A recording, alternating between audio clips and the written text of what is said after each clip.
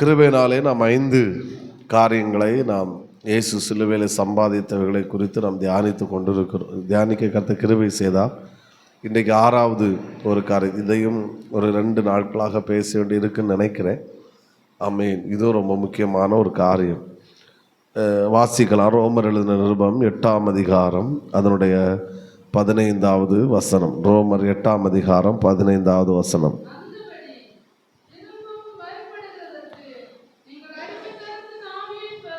அடிமைத்தனத்தின் ஆவியை பெறாமல்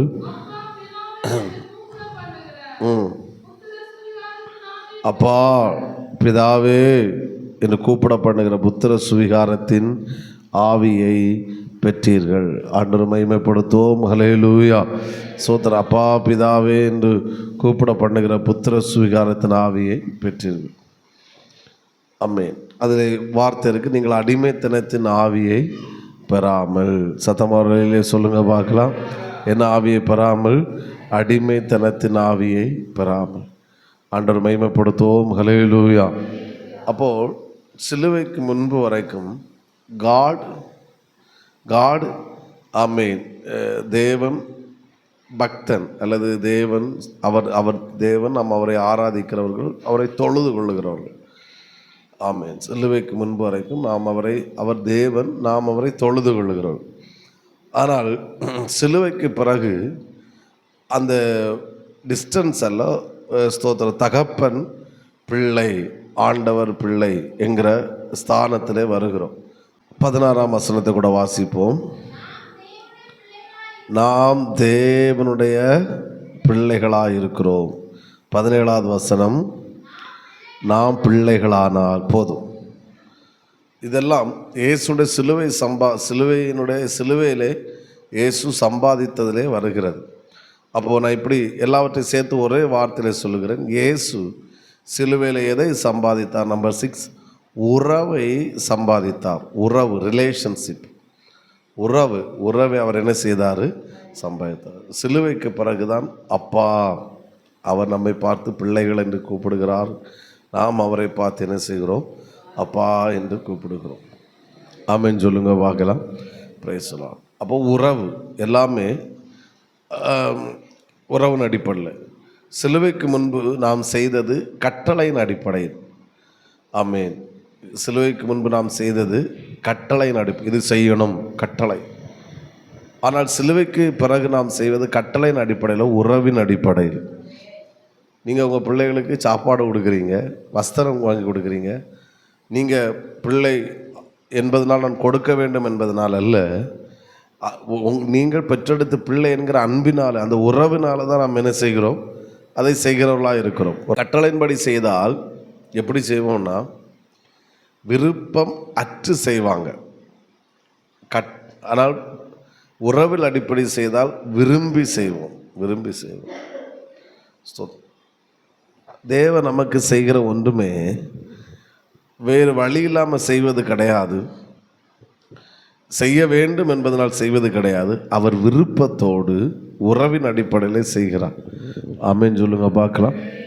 நம்ம பிள்ளைகளுக்கு நம்ம எதை வாங்கி கொடுத்தாலும், ஆமென், அதை வாங்கி கொடுத்துட்டு, ஃபார் எக்ஸாம்பிள் பிள்ளைங்க இருக்கிறாங்க, நம்ம ட்ரெஸ்ஸு வாங்கி கொடுக்குறோம் அப்படின்னா, அதை வாங்கி கொடுத்துட்டு அந்த பிள்ளை போடும்போது நாம் அதை பார்த்து அந்த பிள்ளை ரசிக்கிறதை காட்டிலும் நம்ம அதிகமாக ரசிப்போம்.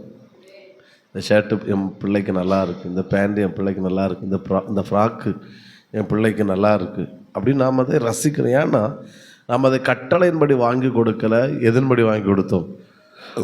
பேசுங்க வாயை திறந்து. உறவின் அடிப்படையில் என்ன செய்கிறோம்? வாங்குவோம். எதை செய்தாலும் உறவின் அடிப்படையில் செய்தால் மட்டும்தான் விருப்பத்தோடு செய்கிறோம். ஆமென் சொல்லுங்க பார்க்கலாம். இல்லைன்னு சொன்னால் அது செய்வோம், பட் விருப்பம் அற்று செய்வோம். அப்போது இயேசு நமக்கு எதை செய்தாலுமே இதற்குள் வந்த பிறகு அவர் விருப்பத்தோடு செய்தார், உறவின் அடிப்படையில் செய்தார். ஜீவனை கொடுத்தது கூட எதை காட்கிறது? அவர் தாம் ஒரே பேரான குமாரனை விசுவாசிக்கிறவனோ அவர் கெட்டு போகாமல், ஆமென், நமக்காக ஜீவனை கொடுத்து இவ்வளவாய் உலகத்தில் என்ன செய்தார்?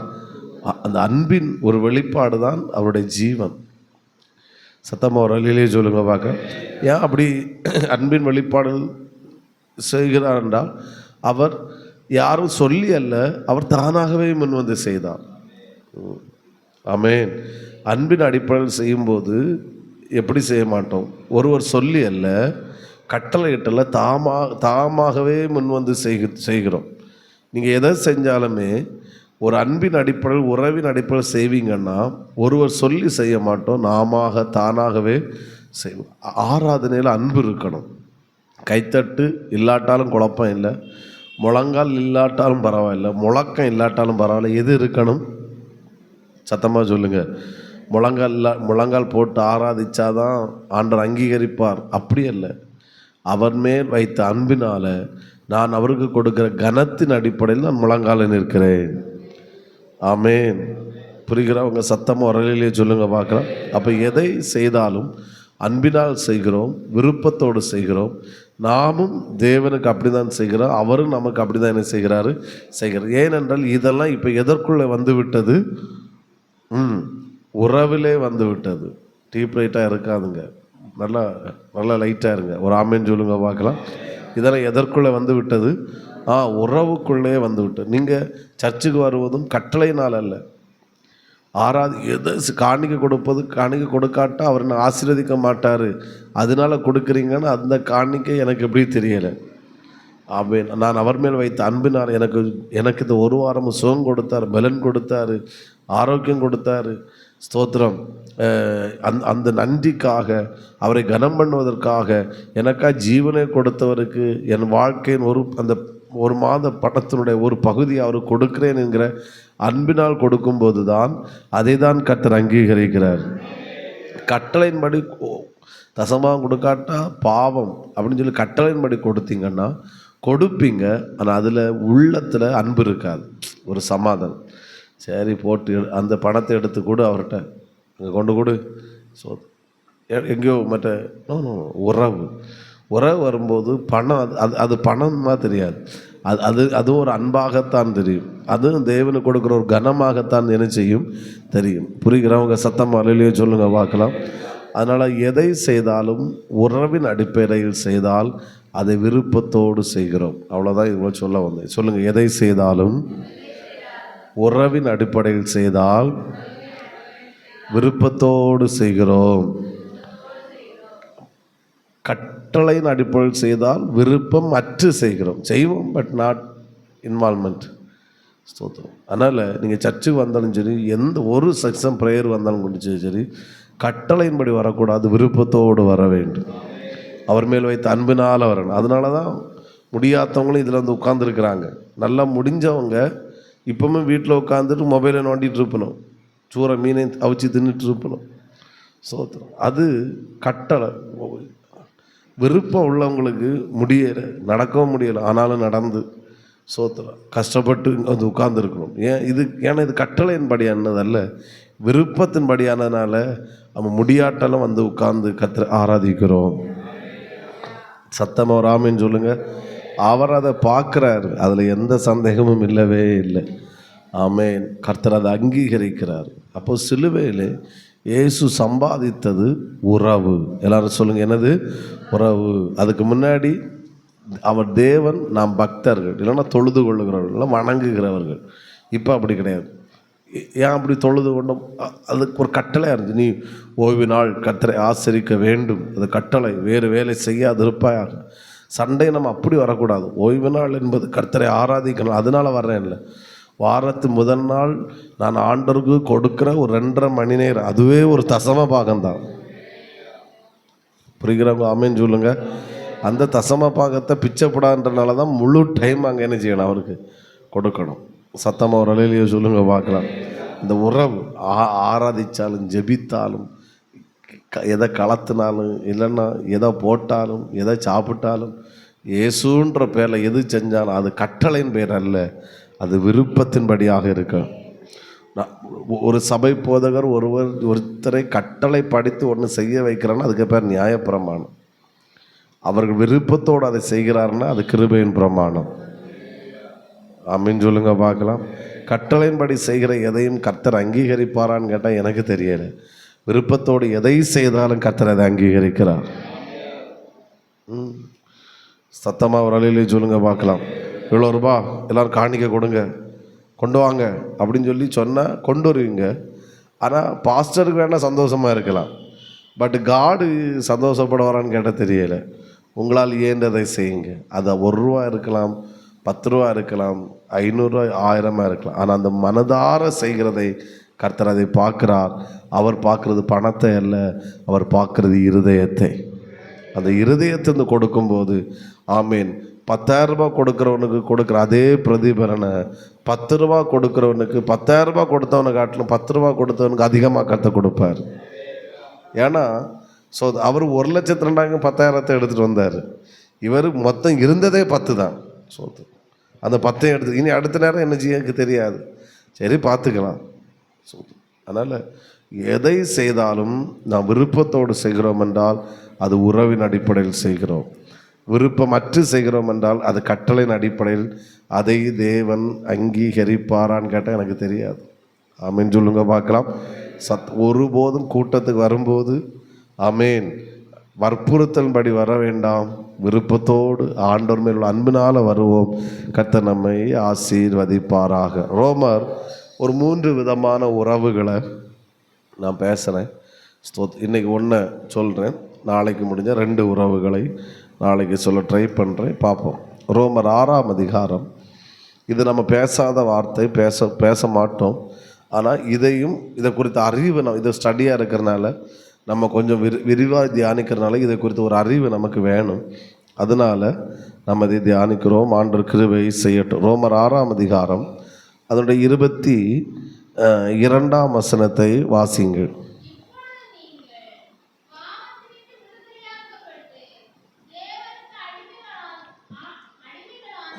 அடிமைகளானதினால்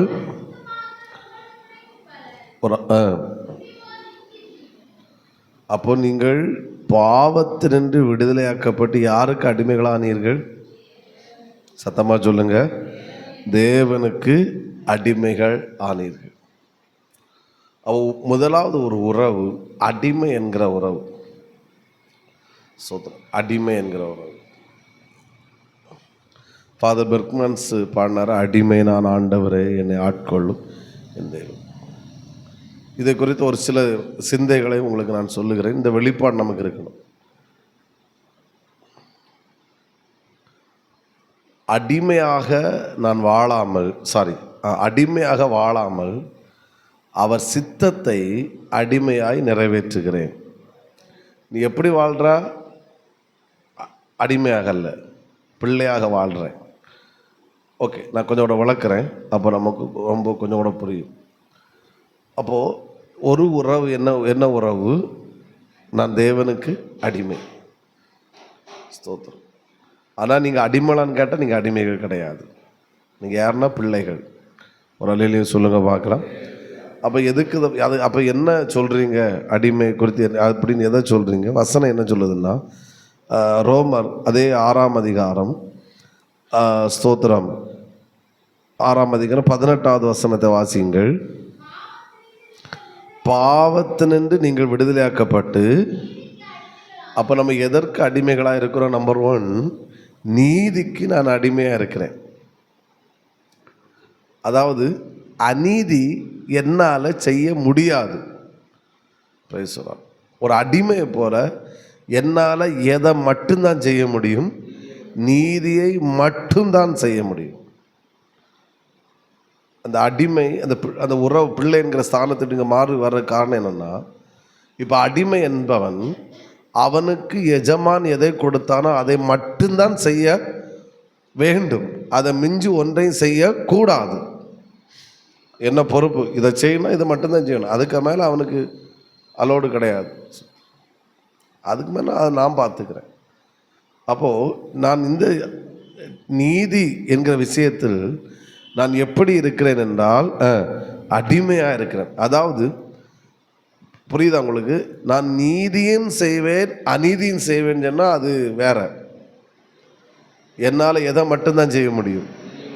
நீதியை மட்டும்தான் செய்ய முடியும். எதை செய்ய முடியாது? அநீதி செய்ய முடியாது. ஏன்னா நான் நீதிக்கு அடிமையாய் ஒப்பு கொடுத்துருக்கிறேன். ஆமென் சொல்லுங்க பார்க்கலாம். நீ அவருக்கு யாரு? பிள்ளை. ஆனால் நீ சில காரியங்கள் செய்வதில் ஒரு அடிமையை போல கொஞ்சம் அதை செய். என்னால் முடியாது சார், என்னால் முடியாது, நான் அது ஒரு அடிமையாக இருக்கிறேன் அந்த விஷயத்தில். சத்தம் வரல சொல்லுங்க, இப்படி சொல்லுவாங்க, அவருடைய அன்பிற்கு நான் அடிமைன்னு சொல்லுவாங்க தெரியுமா? அப்போ நீ அவளுக்கு அடிமை இல்லை, அந்த அன்பு.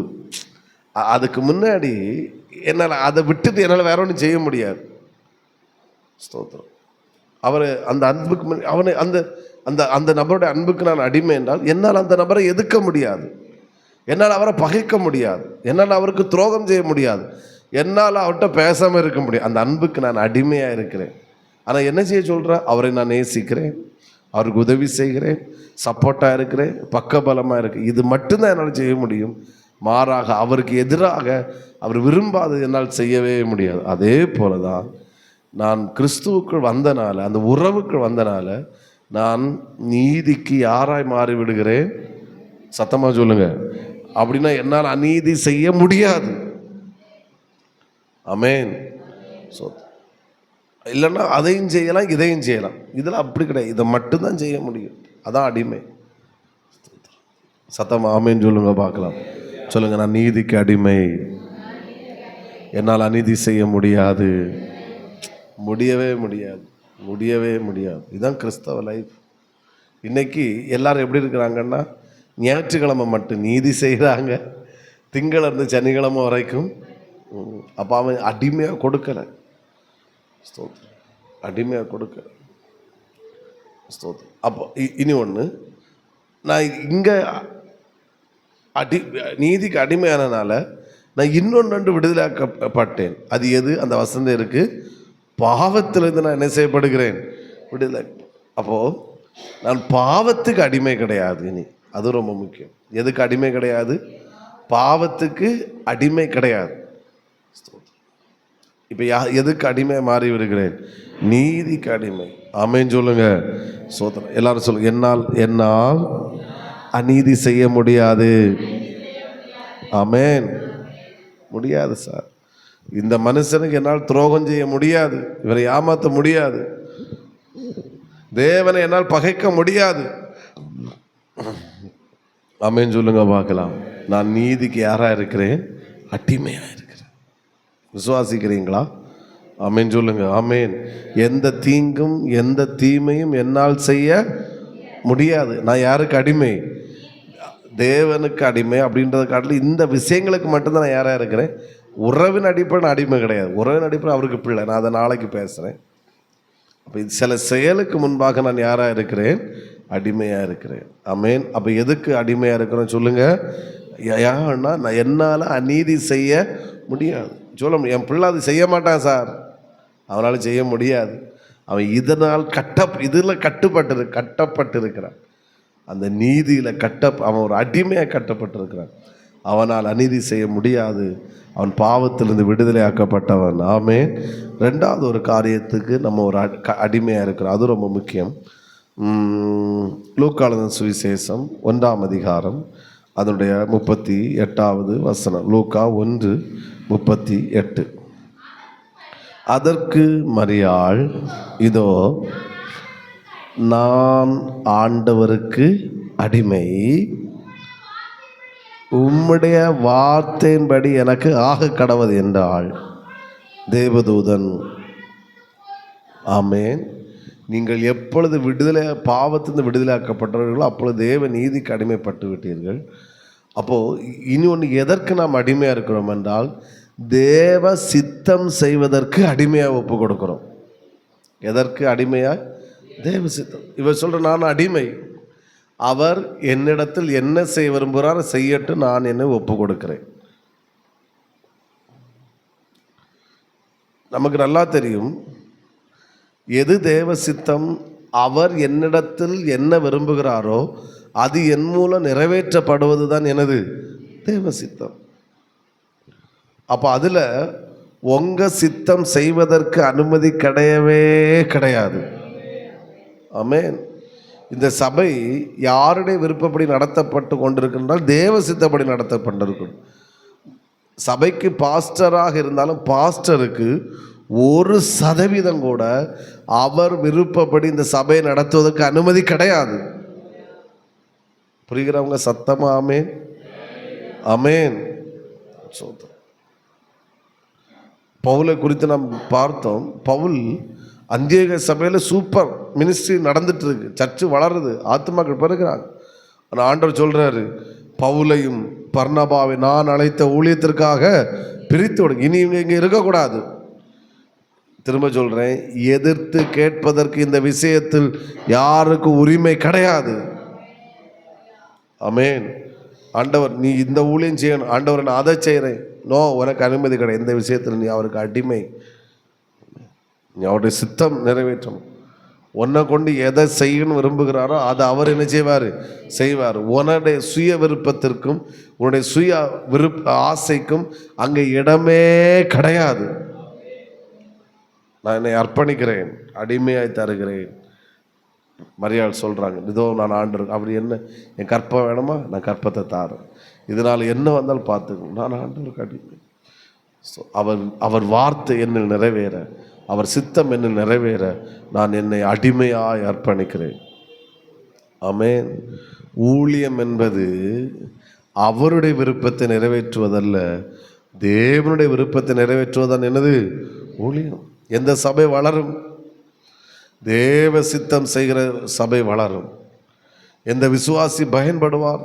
தேவ சித்தம் செய்கிற விசுவாசி பயன்படுவார். அதனால் எனக்கு முள் ஆளுங்க சில நேரம் சில சர்வீஸ் எல்லாம் அவர் ஆளுகை செய்வதற்கு நம்மை விட்டு கொடுக்க வேண்டும் அடிமையாக. ஆமாம். சில நேரம் பிரசங்கம் மட்டும்னா பிரசங்கம், சில நேரம் பாசு மைக்கே எடுக்கலை, ஒரு 2 மணிக்கூர் ஜோமெண்ட்டே போகணும், அவர் சித்தம் பண்ணுற அப்படியே தான் போக வேண்டும். ஆமேன். இந்த உலகத்தில் நான் அவர் சித்தம் செய்வதற்காக என்னை நான் அடிமையாய் ஒப்பு கொடுத்திருக்கிறேன். புரிகிறாங்க? ஆமேன்னு சொல்லுங்க பார்க்கலாம்.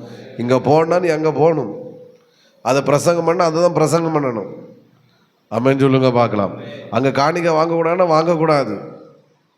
அதுக்கு மேலே உனக்கு எக்ஸ்ட்ரா ஆமேன் காரியங்கள் செய்வதற்கு உனக்கு அனுமதி கிடையாது. காரணம், நீ உன் சித்தம் செய்வதற்காக நீ அழைக்கப்பட்டவள் அல்ல, அவர் சித்தம் செய்வதற்காக அழைக்கப்பட்டவள்.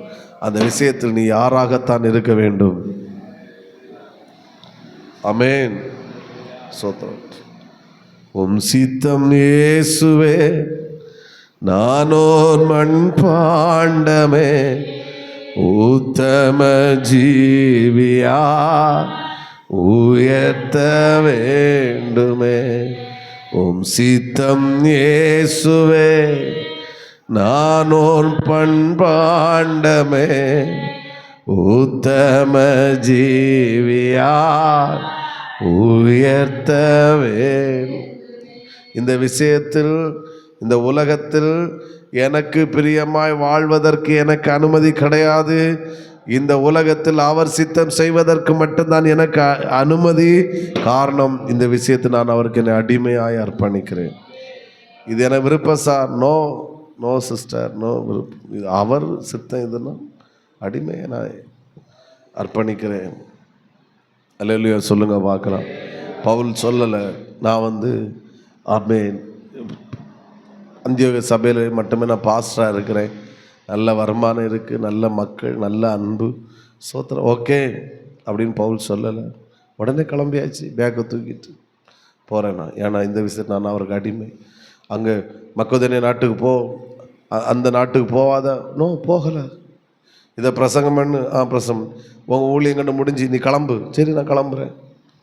இந்த விஷயத்தில் ஆண்டவரை இங்கே எனக்கு நல்லா இருக்குது, இங்கே பிடிச்சிருக்கு, நான் இதை பேசட்டா, இதை செய்யட்டா, இப்படி போனால் கொஞ்சம் கூட ஆட்கள் வருவாங்க. நான் உனக்கு அதுக்கு அனுமதி கிடையாது.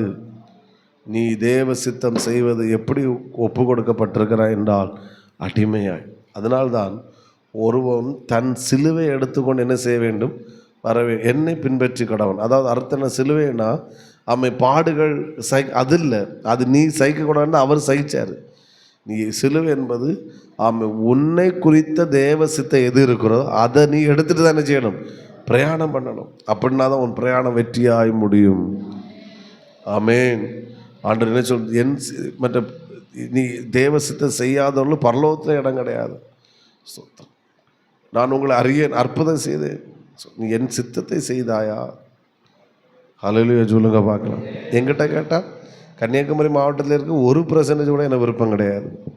சோத்திரம். ஆனால் என்ன செய்ய, வெளியே மாவட்டங்கள் போகும்போது அப்படியே இருக்கும். ஆண்டவரே சோத்திரம், வர இங்கே ஊழியம் செய்ய பாக்கியம் கிடைக்கலையே. அதனால் வெளி மாவட்டங்கள் ஊழியம் கிடைச்சா சண்டே கட் பண்ணிட்டோம், நானும் ஓடிடும். வட இந்தியாவுக்கு போக்கு பாக்கியம் கிடைக்கல. அதனால் என்னுடைய ஆசை வருஷத்துக்கு ஒரு காலாவது போயிட்டு வந்துடணும். எத்தனை 1000 செலவானாலும் பரவாயில்லை. சோத்திரம். ஆமேன் சொல்லுங்க பார்க்கலாம். ஆமேன். அந்த சித்தத்துக்கு நம்ம அடிமையாக ஒப்பு கொடுக்கும்போது அவர் நம்மை முழுவதுமாய் ஆளுகை செய்கிறார். அதில் இன்னொரு காரியம் கூட, அவர் சித்தத்துக்கு என்னை அர்ப்பணிக்கும்போது நான் என்னை மறைத்து கொள்ளுகிறேன். தேவன் என்னிலிருந்து வெளிப்படுகிறவராய் இருக்கிறார். நான் செய்தேன்னோ பவுல் சொல்லலை, அப்பிரோஜனமான ஊழியக்காரன், கடமையை மட்டும் செய்திருக்கிறேன். என்ன வேடில்லை, என்ன வேடு. நான் செய்தேன், என்னை கொண்டு கர்த்தர் ஒன்றும் இல்லை. நான் ஊழியம் ஏதோ அப்பிரோஜனமான செத்தவங்களை உயிரோடு எழுப்பிட்டு சபைகளை ஸ்தாபித்துட்டு நிருபங்களை எழுதிட்டு சொல்கிறாரு. என்ன சொல்கிறாரு? அப்பிரோஜனமான ஊழியக்காரன். எது என் மேல் விழுந்த கடமை. சுவிசேஷத்தை பவுலை நீ பிரசங்கிக்க முடியாதுன்னு அவன் சொல்லுவான். சுவிசேஷத்தை நான் பிரசங்கிக்காம எனக்கு ஐயோ, அது என் மேல் விழுந்த கடமை. ஏன்னா அதுக்கு நான் அடிமையாக ஒப்பு கொடுத்திருக்கிறேன். ஒரு அலையிலே சொல்லுங்க ஹல்லேலூயா. ஆமென். என் சித்தம் செய்வதற்கு எனக்கு அனுமதி இல்லை. சொல்லுங்க, என் சித்தம் நான் செய்ய எனக்கு அனுமதி இல்லை. தேவ சித்தம் மட்டுமே செய்வதற்கு எனக்கு அனுமதி உண்டு. ஆமென். அவர் சித்தம் செய்தால் உங்களிடத்திலிருந்து அவர் செய்வார். உங்கள் சித்தம் செஞ்சால் அவர் போயிடுவார், நீங்கள் தான் செய்யணும். வட்ட பூஜ்யம்தான் உண்டு. ஆமென். நல்லா இருக்கணும். நான் என் வாழ்க்கையில் எடுத்து வைக்கிற ஒவ்வொரு ஸ்டெப்புகளும் அது என் சித்தத்தின்படி இருக்கக்கூடாது, அது தேவ சித்தத்தின்படி இருக்கணும். இதெல்லாம் ஒரு 1000 பேரை வச்சு பேசுகிற வார்த்தைகளாக்கும். பரவாயில்ல, ஆண்டவர் கண்டிப்பாக ஒரு நாள் பேச வைப்பார். ஆமென் சொல்லுங்க பார்க்கலாம். அல்லேலூயா. அப்போது எதற்கு நான் அடிமை? நீதிக்கு அடிமை. அவர் சித்தம் செய்வதற்கு நான் யார்? என் சித்தம் இந்த பூமியில் செய்வதற்கு என்ன கிடையாது, அனுமதி இல்லை. ஆமென் சொல்லுங்க பார்க்கலாம். கணவன் மனைவி இருக்கிறாங்க அப்படின்னா அந்த புருஷன் அப்பா அந்த தன் மகளை அந்த புருஷனிடத்தில் அந்த கைப்பிடிச்சு கொடுத்ததுக்கப்புறம் அதுக்கப்புறம் அவள் மனைவி தான். ஆனால் இன்னொரு பக்கம் அவனுக்கு ஒரு அடிமையாக இருக்கிறான். அடிமைன்னு கேட்டால் கிடையாது. ஆனால் எதுக்கு அடிமை? இனி புருஷன் சித்தம்தான் அந்த பெண்மணி என்ன செய்ய முடியும்? செய்ய முடியும். ஆமென். அப்போ நான் என் புருஷனுக்கு அடிமை இல்லை, நீ மனைவி, உனக்கு சகல உரிமை இருக்குது. ஆனால் நீ உங்கள் அம்மா வீட்டுக்கு நீ போகணுன்னா கூட ஹஸ்பண்ட் பெர்மிஷன் தரணும். ஒரு அழிலே சொல்லுங்க பார்க்கலாம். ஆமென். புருஷன் பெர்மிஷன் இல்லாமல் அம்மா வீட்டுக்கு போனால் அது மனைவி கிடையாது. அது வேற ஒரு இனம், வேண்டான்னு நினைக்கிறேன். ஒரு அழிலே சொல்லுங்க பார்க்கலாம். எதை செஞ்சாலும் அதே போல் தான் புருஷன் அப்படி தான். திருமணத்துக்கு முன்னாடி இருந்தாச்சு. என்னைக்கு புருஷனை கையை பிடிச்சாமோ மனைவி கையை பிடித்த அதுக்கப்புறம் மனைவியும் புருஷனுக்கு அதிகாரி என்று வேதம் சொல்லுகிறது. அப்போது இந்த இடத்து இன்னும் வேண்டாம், இது செய்யணும், ஓகே செய்வோம், ரெண்டு இணைந்து சேர்ந்து பயணிப்போம். ஆமென் சொல்லுங்க பார்க்கலாம். அல்லேலூயா. இப்போ உள்ள டிவோர்ஸுக்கு மெயின் ரீசன் பணம். ஒன்று அதிகம், 2 மெயின் பணம். 2வது டிவோர்ஸுக்கு மெயின் காரணம் அடங்கி இருக்க முடியாத ஒரு தன்மை. மனைவி சொல்ல, நான் சம்பாதிக்கிறேன், எனக்கு வருமானம் இருக்குது, உங்கள்கிட்ட அடங்கி இருக்க முடியாது. புருஷன் ஏன் மனைவி விடுறான்னு சொன்னால், எனக்கு கட்டுப்படலை, இவ்வளோ சில விஷயங்கள்லாம் என்னால் அடங்கி இருக்க முடியாது. ஸோ இந்த ஒரு ரீசன் தான் நாம் பார்த்தால் அநேக குடும்பங்களை டிவோர்ஸ். மற்றபடி எல்லாம் குடிகாரன் வீட்டில் கூட, குடிகாரனுக்கு வீட்டில் பிரிகிறதுனா ஏதோ 1-2 தான் இருக்குது. ஆனால் புருஷன் குடிகாரனாக இருந்தால் கூட அந்த வீட்டில் சண்டை ஒருவேளை இருந்தாலும் கஷ்டம் இருந்தாலும் ஆனால் ஏதோ ஒரு விதத்தில் சந்தோஷமாக வாழ்ந்துட்டுருக்காங்க, டிவோர்ஸுக்கு போகலை. ஸ்தோத்திரம். ஆமென் சொல்லுங்க பார்க்கலாம். இது ரொம்ப இன்றைக்கி ரொம்ப ஈகோ, நான் கண்டுபிடிச்ச ஈகோ. ஏன் புருஷன்ட்ட கொஞ்சம் அடங்கி போனால் என்ன குறைஞ்சி போகுது? எங்கள் அம்மா அப்பா அப்படி வளர்க்கலை, அப்போ உன்னை அம்மையை முதல்ல காலி பண்ணணும். ஸோ பிள்ளைகளை மிஷினாக வளர்க்கியது, நம்ம மனிதர்களாக வளர்க்காத்தது. காலையில் எழுந்த உடனே சோத்திரம் உறங்கி எளிமை முன்னாடியே குளிப்பாட்டி சோத்திரம் வண்டியில் ஏற்றி விட்டு, அதுக்கப்புறம் அது ஸ்கூலுக்கு போயிட்டு அது என்ன இல்லாமல் அடுத்து வந்த உடனே அது பசி இருக்கோ பசியிலையோ திரும்ப வாய்க்குள்ளே கொஞ்சம் திணிச்சு அடுத்து டியூஷனை கொண்டு தள்ளி வந்த உடனே உறங்க வச்சு, ஏன்னா காலத்தை எழும்பணுமே. அந்த பிள்ளை ஒரு மிஷினாட்டே மாறுது. அதை கொஞ்சம் நார்மலாக்கணும். உலகத்தை பார்க்கட்டும், நான் யாருன்னு தெரியட்டும், கொஞ்சம் ஹார்ட் அதுக்கு ஹார்ட் வேலை செய்யட்டும், அதுக்கு சுய உண்டு. அது வந்து பிளான் பண்ணி சிலது முடிவெடுக்கட்டும், இது வேண்டாம் யோசிக்கட்டும். அது ஒரு கல்யாண வீடு வந்து பிள்ளைகளை கூட்டிகிட்டு போய் இது சித்தப்பா இது பெரியப்பா பேசு பழகு அன்பாரு இதெல்லாம் சொல்லி இது நமக்கு வேண்டாம் அப்படின்னு ஒரு மனிதர்களாக வளர்க்காமல் எதாக வளர்க்குறாங்க? ஒரு மிஷினாக வளர்க்குறாங்க. பிள்ளை சம்பாதிக்குமா? பிள்ளை 30,000 மாதம் 1,00,000 சம்பாதிக்கும், பணம் இருக்குது. ஆனால் 6 மாதத்தில் வீட்டில் வந்து உட்காந்துருக்கு. அவன் சொல்கிறான், இதை வச்சு என்னால் மேய்க்க முடியாதப்பா, கொண்டு போயிருங்க சார். அது எங்கள் அப்பா அம்மா அப்படி சொல்லலைன்னா கொஞ்சம் அன்பாக இருக்கணும், பணிந்து போகணும், அடங்கி இருக்கணும். சில பிள்ளைகள் நல்லா இருக்கும். இவன் அப்படி கிடையாது. இவன் கல்யாணம் முடிச்சு திரும்ப மனம் போல வாழ்க்கை. சோத்திரம். மனைவிக்கு எவ்வளோ எங்கே சம்பாதிக்கிறான்னு தெரியாது, எங்கே போகிறான்னு தெரியாது, எங்கே வாரான்னு தெரியாது, எந்த இடத்துல வேலை செய்யன்னு தெரியாது, யார்ட்டெல்லாம் பேசுகிறான் ஒன்றும் தெரியாது. அவர் அனாதை மாதிரி இங்கே உட்கார்ந்துருக்கணும். எப்படி வாழ முடியும்? ஸ்தோத்திரம். ஒரு ஆமீன் சொல்லுங்க பார்க்கலாம். ஸ்தோத்திரம். இதெல்லாம் ஆமீன். சரி, ஃபேமிலிக்குள்ளே போனால நிறைய நாள் ஆசை ஃபேமிலி பற்றி பேசணும்னு. எனக்கு இன்னும் அந்த லீடிங் கிடைக்கிற சண்டே ஓப்பன் பண்ணோம். இப்போ நான் கொஞ்சம் ஸ்டாப் பண்ணுறேன். நீங்கள் பாவப்பட்ட ஆட்கள், உங்களை வச்சு ஒரு ஆமீன் சொல்ல. ஹல்லேலூயா. ஆமீன். புருஷனுக்கு நம்ம ஒரு சித்தத்துக்கு அடிமையாக புருஷன் மனைவிக்கு தன்னை அடிமையாக ஒப்பு கொடுத்தால் அந்த குடும்பம் சந்தோஷமாகும். சில சகிப்போம், நம்ம மனைவி தானே, நம்ம புருஷன் தானே, அட்ஜஸ்ட் பண்ணோம். இந்த இடத்துல நம்ம விருப்பம்தான் அங்கே நிற்கணும்னு சொல்லி ஒருபோது அங்கே நிற்கக்கூடாது. தேவன் என்ன விரும்புகிறான்னு சொல்லி விட்டு கொடுத்துட்டோன்னா அந்த குடும்பம் குட்டி பரலோகமாய் மாறிவிடும். ஒத்துக்கொள்கிறவங்க சத்தமாய் ஆமே. 3வது ரோமர் 6ஆம் அதிகாரம் 19வது வசனம். ரோமர் 6:19.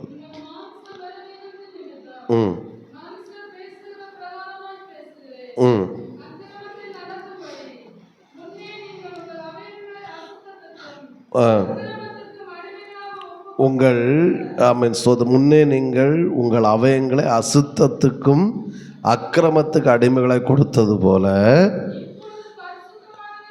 நடப்பிக்கும்படி,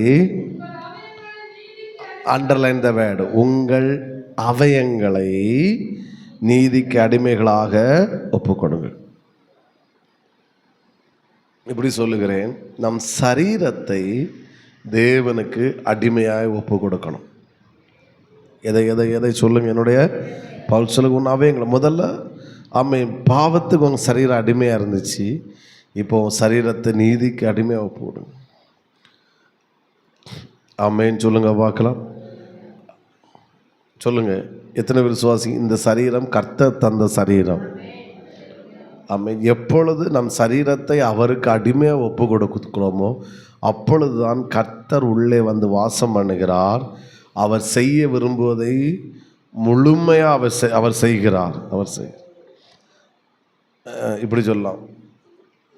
சிலர் மரியாள் தன் கற்பத்தை இயேசுக்கு அடிமையாய் ஒப்பு கொடுத்தாள். இயேசு உள்ளே வந்தார். ஆமேன். அவளுடைய வயிற்றில் கற்பத்தில் இயேசு பிறந்தார். அவள் அடிமையாக ஒப்பு கொடுத்தாள். நம்ம வாசித்தால போன பாயிண்டில், இதோ நான் ஆண்டவருக்கு அடிமை. தன் கற்பத்தை சரீரத்தை கொடுத்தார். இயேசுவை குறித்து சொல்லப்படுகிறது, அவர் அடிமை. நம்ம ஏன் பிள்ளைகளான அது நாளைக்கு பேசுகிறோம். அதில் ஒன்று, அவர் சிலுவையிலே தன்னை அடிமையின் ரூபம் எடுத்து மனுஷர் சாயலானார். அப்படி தான் இருக்குது கொலோசையரில். அவர் தன் சரீரத்தை எப்படி கொடுத்தார்? அடிமையாக ஒப்பு கொடுத்தார். அடிக்க கொடுத்தார். இயேசுவை பிடிக்க வரும்போது கேட்குறாங்க, ஸ்தோத்திரம், நீங்கள் யாரை பிடிக்க வருகிறீர்கள்? அது இயேசு நான் தான் சொன்னபோது பின்னிட்டு விழுந்தார்கள். அதுக்கப்புறம் தன் சரீரத்தை இயேசு அடிமையாக ஒப்பு கொடுத்தபடினால தான் அவங்க கைது செய்தார்கள். ஆமென் சொல்லுங்க பார்க்கலாம். இல்லைன்னா ஒருவராலும் இயேசுவை தொட முடியாது. ஒத்துக்கொள்கிறவங்க ஆமே ஆமேன்.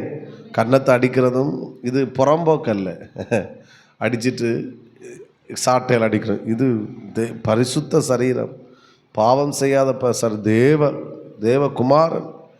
அவர் தன்னை அடிமையாக தன் சரீரத்தை ஒப்பு கொடுத்தபடினால்தான் உங்களால் அந்த சரீரத்திலே உரிமை பாராட்ட முடிந்ததே ஒழிய, இல்லாவிட்டால் உங்களால் ஒன்றும் செய்ய முடியாது. நாம் உலகத்துக்கல்ல, இயேசுவுக்கு என் சரீரத்தை அடிமையாய் ஒப்பு கொடுக்குறேன்னு சொல்கிறவங்க சத்தமோ ராமேன். என் சரீரத்துக்கு நான் அதிகாரி அல்ல, என் சரீரத்துக்கு கர்த்தரே அதிகாரி.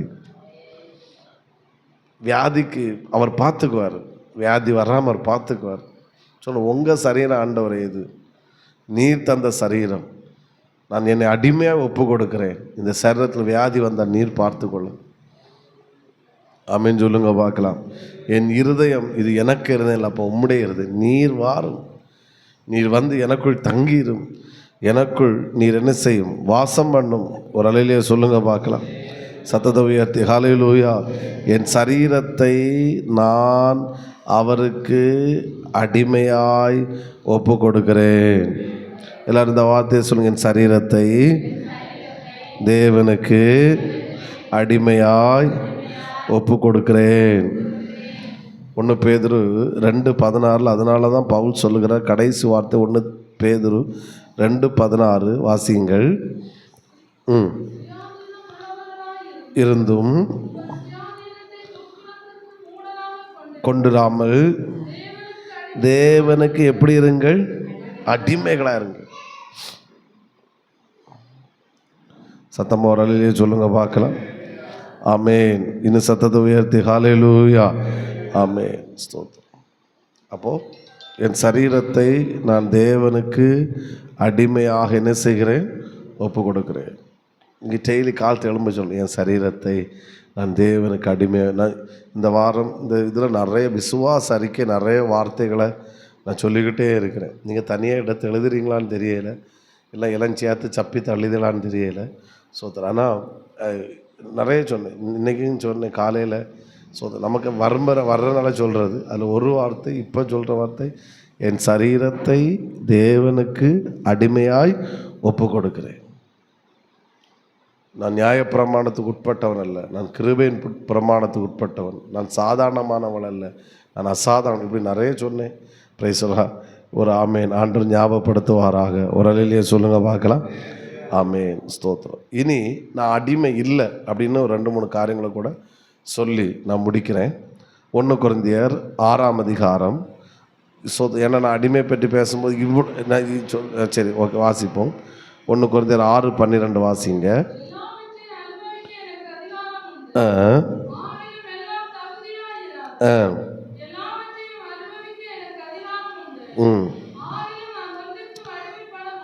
வேறொன்றுக்கு நான் என்ன செய்ய மாட்டேன், தேவனை தவிர, தேவனுக்குரியவர்களை தவிர வேறொன்றிற்கும் நான் அடிமை கிடையாது.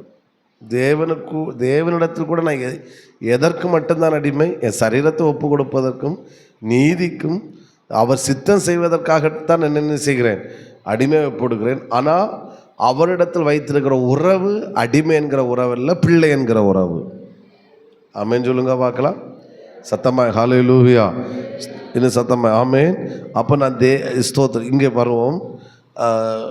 தேவனுக்குரியவைகளிடத்திற்கு மட்டும்தான் நான் அடிமை தவிர வேறொன்றுக்கு நான் அடிமையும் கிடையாது, நான் அடிமைப்படவும் மாட்டேன்.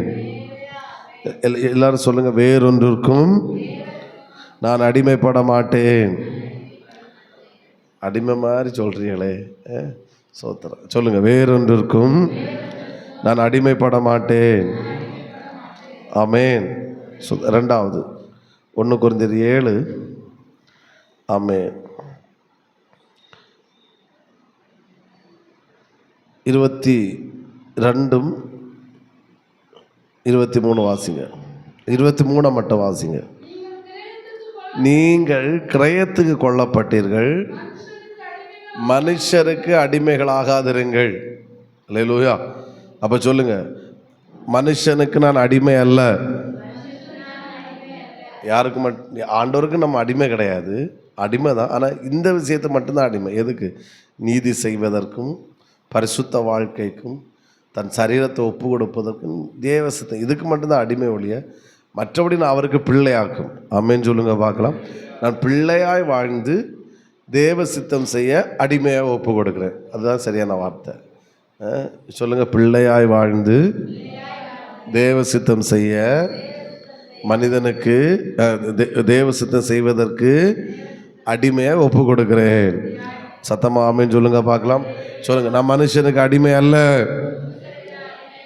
யாருக்கும் அடிமை கிடையாது. அது அடிமை என்ன சொல்ல, இந்திய அரசியலமைப்பு சட்டமும் அதை சொல்லலை. மனிதனுக்கு சம உரிமை இருக்கிறது. நம்ம புருஷன் மனைவி சொன்ன அது உறவின் அடிப்படையிலும் அன்பின் அடிப்படையில் மட்டுமே ஒழிய அதிகாரத்தின் அடிப்படையில் கிடையாது. ஆமே, அன்பின் அடிப்படையில் அவர் சித்தம் புருஷன் கேட்டதை நான் எதையும் செய்கிறேன், அது அன்பு உறவு. கட்டளைக்கு அதிகாரத்துக்கு வந்து அது தெரியாது எப்படின்னு. சோத்திரம். ஒரு அலையிலேயே சொல்லுங்க பார்க்கலாம்.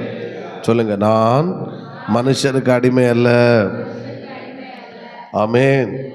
எந்த மனுஷனுக்கு நம்ம அடிமையாக வாழவே கூடாது. மனுஷனை நேசிக்கணும், மனிதனை கனம் பண்ணணும். பட்டு எந்த மனுஷனும் நம்ம அடிமையாக இருக்கக்கூடாது. ஒரு வேடை கூட சொல்கிறேன். ஆமென். வேறொன்று தேவனை தவிர வேறொன்றுக்கு நான் அடிமை இல்லை. ரெண்டாவது மனுஷனுக்கு அடிமை இல்லை. மூன்றாவது சாத்தானுக்கு நான் அடிமை கிடையாது. ஆமென். சாத்தானுக்கு என்ன கிடையாது? ஒத்துக்கொள்கிறவங்க ஆமென் சொல்லுங்க. சாத்தானுக்கு நான் அடிமை அல்ல. ஆமென். சொல்கிறேன். ஃபுல் பண்ணிடாதுங்க. இப்படி சொல்லுங்க, சாத்தான் தான் எனக்கு அடிமை. சொல்லுங்க, அப்படி கத்தா வரணும். ராஜாம்பாட்டி சோத்திரம். சோத்திரம். சாத்தான் தான் எனக்கு அடிமை. சோத்திரம். சாத்தானுக்கு நான் யாரு கிடையாது, அடிமை இல்லை. ஆமென். சத்தமாக ஒரு அலையிலேயே சொல்லுங்க பார்க்கலாம். ஆமென். எனவே இந்த காரியங்கள் நான் இப்படி சொல்லேன், இந்த காரியங்களுக்கு மட்டும் நம்ம அடிமையாக ஒப்பு கொடுக்கும்போது இந்த தேசத்தில் இந்த சமுதாயத்தில் கர்த்தர் நம்மை ஆள வைப்பார், அதிகாரியாக வைப்பார், ஆண்டு கொள்ள வைப்பார், சுதந்திரிக்க வைப்பார், ராஜாக்களாய் கர்த்தர் வாழ வைப்பார். நீ தேவ சித்தத்துக்கு உன்னை அடிமையை ஒப்பு கொடுக்க ஒப்பு கொடுக்க ஒப்பு கொடுக்க அவர் உன்னை அதிகாரியாய் ஆளுகை செய்கிறவனாய், ஆமென், தேசத்தை கலக்குகிறவனாய் கர்த்தர் நம்மை மாற்றுவாராக. ஆமென் சொல்லுங்க. அப்போ ஒரு உறவு என்னது? அடிமை. அது எதில் மட்டும்தான் அடிமைன்னு சொல்லுது நான் பார்த்தேன். இதே தவிர வேறு ஒன்றுக்கு நான் எது கிடையாது அடி. தேவனுக்கு உறவுன்னு வரும்போது நான் அவருக்கு பிள்ளை தான். ஆமென் சொல்லுங்க பார்க்கலாம். அவர் என்னை அடிமையாக பார்க்கல, அவர் என்னை யாராக தான் பார்க்குறாரு, பிள்ளையாக பார்க்க. அதை குறித்து கர்த்தர் சித்தாந்தம் நம்ம நாளைக்கு பார்ப்போம். கண்களை மூடி ஜெபிப்போம். செல்வராஜ் பாஸ் முன்பாக கடந்து வந்து நம்மை ஜெபத்து நடத்தி ஜெபித்து நிறைவு செய்வார்கள். எல்லாரும் கர்த்தரை ஸ்தோத்திரம் பண்ணுவோம். ஹல்லேலூயா. எல்லாரும் ஜெபிப்போம். ஹல்லேலூயா. ஆண்டவரே ஸ்தோத்திரம் கர்த்தாவே, இந்த நல்ல வார்த்தைகளுக்காய் மிக நன்றி கர்த்தாவே. நாங்கள் யார் என்பதை ஆண்டவரே புரிந்து கொள்ளும்படி கர்த்தாவே பரிசுத்த ஆவியானவர் ஆண்டவரே நம்முடைய திருவசனத்தின் மூலமாய் ஆண்டவரே திருவார்த்தை நம்முடைய ஊழியக்காரன் மூலமாய் கர்த்தாவே எங்களுக்கு உணர்த்துறபடினால் நாங்கள் நம்மை ஸ்தோத்திரிக்கிறோம் என்று சொல்லுவோம். எல்லோரும் ஸ்தோத்திரம் பண்ணுங்க. ஆண்டவரே ஸ்தோத்திரம். ஆண்டவரே நல்ல ஆண்டவர். ஆண்டவரே ஹல்லேலூயா. நம்முடைய வார்த்தை ஆவியாயும் ஜீவனாயும் இருக்கிறது ஆண்டவரே. அது ஆமென்றும் ஆமென் என்றும் இருக்கிறது ஆண்டவரே. அது இல்லாதது உள்ளது போல வரவழைக்கிறது இதாக இருக்கிறது ஆண்டவரே. எங்களை மனக்கண்களை திறக்கிறதா இருக்கிறது ஆண்டவரே. எங்களை மனக்கண்கள் திறக்கப்பட்டு கர்த்தாவே இந்த நாட்களில் விசுவாசத்திலே நாங்கள் வளர்ந்து பெருகத்தக்கதாய் கர்த்தாவே ஹல்லேலூயா. எதை குறித்தும் நாங்கள் ஒன்றை குறித்தும் கவலைப்படாமல் எல்லாவற்றையும் ஸ்தோத்திரத்தோடு ஜெபத்திலே எங்கள் தேவனுக்கு தெரியப்படுத்தும்படியாய் ஜெபிக்கிறவர்களாய் மாற ஆண்டவரே இந்த நாட்களில் இந்த வார்த்தைகள் எங்களுக்கு ஆவியாய் உண்மையாய் ஜீவன் உள்ளதாய் இருக்கிறது ஆண்டவரே. நாங்கள் பெற்று அனுபவிக்க எங்களுக்கு உதவி செய்யுங்கப்பா, உதவி செய்யுங்க, உதவி செய்யுங்க ராஜா. ஹல்லேலூயா. ஆமாண்டவரே, நாங்கள் யாருக்கும் அடிமை அல்ல கர்த்தாவே. உம்முடைய கற்பனைகளை உம்முடைய சித்தம் செய்வதற்கு மாத்திரம் நாங்கள் அடிமை ஆண்டவரே. ஹல்லேலூயா. ஆண்டவரே உமக்கு மாத்திரம் நாங்கள் ஆண்டவரே பிள்ளைகள்ங்கிறதான ஹல்லேலூயா பதவியிலே நாங்கள் இருந்தாலும் ஆண்டவரே ஹல்லேலூயா நம்முடைய வார்த்தைகளுக்கு உம்முடைய சட்டத்திட்டங்களுக்கு நாங்கள் அடிமைகளாக இருக்கிறோம் ஆண்டவரே. அதை நாங்கள் செய்தெடுக்க எங்களுக்கு கிருபை தாரும். ஆமேன். கர்த்தர் நம்முடைய ஜெபங்களை கேட்டுப்பண்ணா கர்த்தரை ஸ்தோத்திரம் பண்ணுவோம். சோத்திரம் சோத்திரம் சோத்திரம் சோத்திரம். வசனத்தை பேசுகிறதான கர்த்தரை தாசனின் அநேகம் ஆயிரத்துக்கு எடுத்து பிரயோஜனப்படுத்த முடியாத கர்த்தரை ஸ்தோத்திரம் பண்ணுவோம். பிதாவாகி தேவனை ஸ்தோத்திரம் பண்ணுவோம். குமாரனாய் இயேசுவை ஸ்தோத்திரம் பண்ணுவோம். பரிசுத்த ஆவியானவரை ஸ்தோத்திரம் பண்ணுவோம். எங்களை அளவில்லாமல் நேசிக்கிற எங்கள் நல்ல ஆண்டவரே, நாங்கள் துதிக்கிறோம், ஸ்தோத்திரிக்கிறோம். நீ நல்ல தேவனப்பா, பரிசுத்த தேவன். வார்த்தை ஆண்டவரே, உம்முடைய வசனங்கள் எங்களுக்காய் ஆண்டவரே பரிசுத்த ஆவியானவர் மூலமாய் அருளப்பட்டதான வார்த்தைகள் ஆண்டவரே, இந்த வார்த்தைகள் எங்களுக்கு ஆவியாய் ஜீவனாய் இருக்கிறது. நாங்கள் ஜீவன் பெற்றுக்கொள்வதற்கு ஏதுவாய் எங்கள் இதயங்களிலே கல்லின் மேல் பொறிக்கப்பட்ட எழுத்துக்களைப் போல ஆண்டவரே பொறிக்கப்பட்ட வார்த்தைகளாய் காணப்பட கத்த கிருபை செய்யும். சத்துரு பொறுக்கி போடாதபடி எல்லாருடைய இதயங்கள் கத்தாவே இந்த வார்த்தைகள் ஆண்டவரே போதும் ஹல்லேலூயா தியானிக்க, அதை சிந்திக்க, அதன்படி நடக்க எங்களுக்கு கிருபை தாரும், பலப்படுத்தும், ஆசீர்வதியும். உடைய பிள்ளைகள் சமாதானத்தோடு கடந்து போய் சென்று தங்கள் தாபரங்களிலே அல்ல சமாதானமாய் குடியிருக்க கத்த கிருபை செய்யும், ஆசீர்வதியும். சகல துதிங்க நன்மை மேலாம் உமக்கே செலுத்துகிறோம்.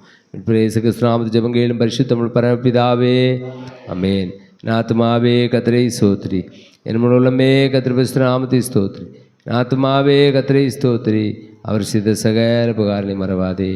ஆமென். அல்லேலூயா அல்லேலூயா அல்லேலூயா. ஜீசஸ். கர்த்தர் உங்களை ஆசீர்வதிப்பாராக.